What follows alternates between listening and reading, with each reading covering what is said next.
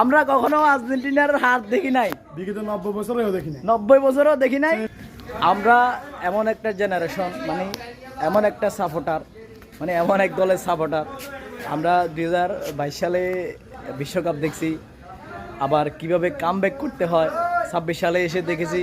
আমরা দেখেছি কিভাবে কামব্যাক করতে হয় 10-8 মিনিটে, 8 মিনিট, 10 মিনিট, 13 মিনিটে কীভাবে 3টা গোল দিতে হয়।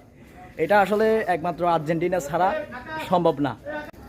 আমরা কখনো আর্জেন্টিনার হার দেখি নাই, বিগত 90 বছরেও দেখি নাই, 90 বছরও দেখি নাই সেমিফাইনাল হার। সেমিফাইনাল হার। তবে ইদানিং মানে একদম বেশি খারাপ লাগতেছে, শুধু ফাইনাল শুধু ফাইনাল। কি রে ভাই, আর্জেন্টিনা যদি শুধু শুধু ফাইনালে যায়, বাকি দলগুলো কেন আসে?